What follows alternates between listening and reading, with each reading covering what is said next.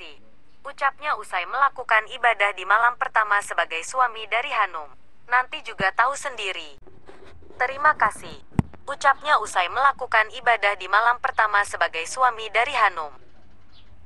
Makasih, Pak Lalo, badan gue remuk. Anjir, gerutunya dalam hati. Jika dia berucap dari mulutnya, maka dipastikan ia akan diceramahi sampai 7 bulan purnama oleh suaminya itu. Cuci dengan bersih milikmu. Setelah itu, tidur dengan nyenyak. Jam 5 subuh, sholat berjamaah di masjid. Ucapnya lalu masuk ke dalam kamar mandi dengan langkah seperti bebek. Tubuh Hanum benar-benar seperti baru saja ditimpa oleh reruntuhan karena ulah suaminya itu.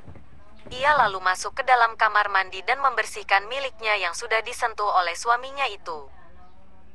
Gue baru tahu, spek Ustadz gak menjamin kelembutan dalam sentuh-menyentuh.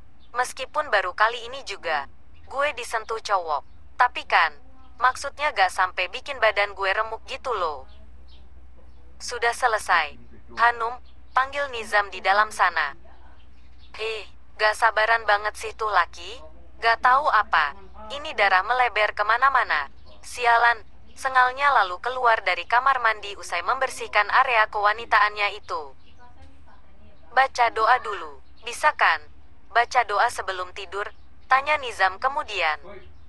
Bismika Allahumma ahya wa bismika amut. Ucapnya tanpa memperhatikan panjang pendek dari ayat tersebut. Nizam hanya geleng-geleng. Ia kemudian menyelimuti tubuh perempuan itu dan tidur dengan posisi yang telah dianjurkan oleh Nabi, yakni menoleh ke kanan. Pagi hari telah tiba. Astagfirullah. Kalau lagi menguap itu ditutup pakai tangan kanan. Hanum, Nizam menghampiri sang istri yang tengah duduk di kursi ruang makan. Banyak amat sih aturannya, protesnya kemudian. Nizam lalu duduk di samping perempuan itu dan menatapnya. Hari ini ada kelas hafalan Al-Quran. Kamu harus ikut. Setidaknya kamu hafal dengan surah-surah pendek yang belum kamu ketahui. Wah, emangnya harus banget. Saya ikut kelas itu, Mas. Saya ini istri kamu. Bukan murid yang butuh pelajaran dari guru-guru di sini. Sama saja, kamu belum tahu banyak tentang agama Islam. Maka dari itu, kamu harus ikut saya ke kelas. Habiskan sarapanmu, dan ikut denganku. Hanum mengeratkan giginya karena kesal. Makanan yang ada di depannya lalu ia lahap meski hatinya masih kesal. Perutnya harus tetap diisi. Kalau pakai kerudung itu jangan seperti ini, Hanum.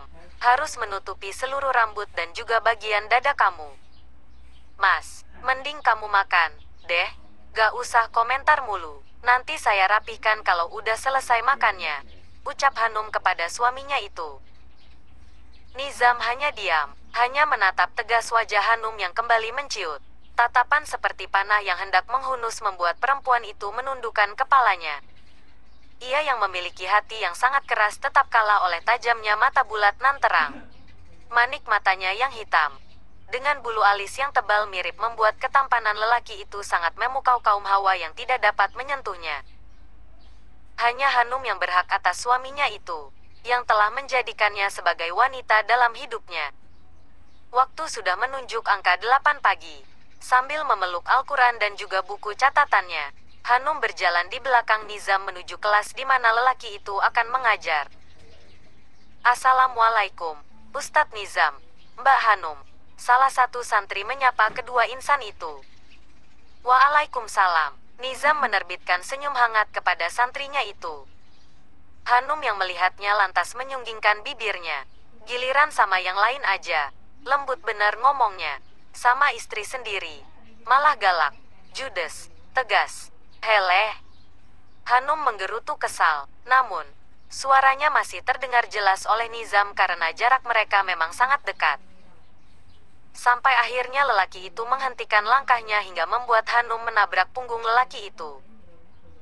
Aduh, kenapa berhentinya dadakan, sih? Sakit. Tahu, keluhnya sembari mengusapi keningnya. Nizam menatap datar wajah istrinya itu. Karena sikap kamu belum berubah. Masih memakai kebiasaan buruk kamu sebelum menjadi istriku. Jika ingin melihat sikap lembut saya, maka bersikap lembutlah. kamu akan melihat kelembutan saya yang tidak pernah saya perlihatkan pada orang lain. Hanum terdiam mendengar ucapan tegas dari suaminya itu. Nizam kembali melangkahkan kakinya dan masuk ke dalam kelas di mana semua murid sudah menunggunya. Assalamualaikum. Waalaikumsalam. Ustadz, sahut semua murid di sana. Nizam lalu menoleh pada Hanum yang masih berdiri di sampingnya. Duduk di sana. Titahnya menunjuk kursi kosong paling depan. Hah, duduk di depan? Gak mau di belakang aja. Gak mau di... Hanum. Iya, Hanum kembali mengalah. Ia pun duduk di kursi paling depan sembari mengerucutkan bibirnya. Perasaan di mana-mana. Kalau pengantin baru itu bulan madu, cutilah minimal. Ini, paginya udah langsung ngajar. Gila, kerja Rodi bener ini orang, ucapnya dalam hati. Baik, semuanya, seperti biasa. Kita membaca doa terlebih dahulu sebelum belajar mengajar dimulai. Berdoa, dimulai.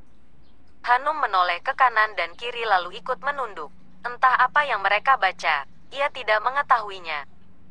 Kampret, dia gak ngasih tahu gue. Doa apaan yang harus dibaca? Bener-bener ngeselin ini orang satu. Gerutu Hanum di dalam hati. Bukannya berdoa, dia malah mengumpat sejadi-jadinya sebab kesal pada suaminya itu. Waktu sudah menunjuk angka 1 siang.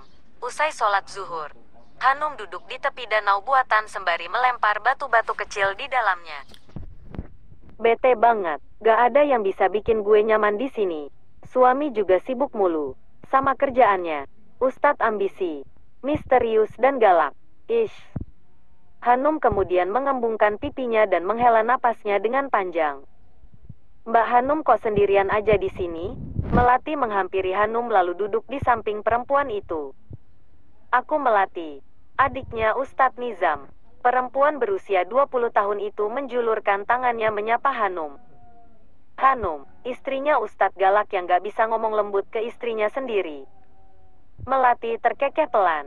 Kak Nizam memang begitu. Dia belum siap untuk menikah karena usianya masih muda menurutnya. Tapi, karena menunda pernikahan itu sangat dibenci oleh Allah, akhirnya dia melakukan sholat istihoroh, meminta petunjuk kepada Allah sebelum menerima perjodohan ini. Hanum meringis pelan. Gitu, ya, sama sih. Aku juga belum siap nikah.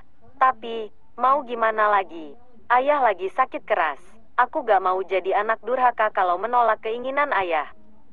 Melati kemudian menerbitkan senyumnya. Kak Nizam baik kok, asalkan Mbak Hanum bisa mencari letaknya.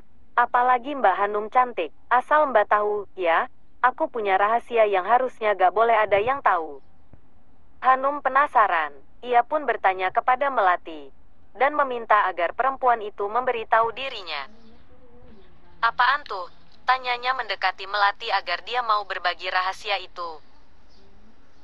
Sebenarnya Kak Nizam itu. Mas Nizam kenapa? Gak suka sama perempuan?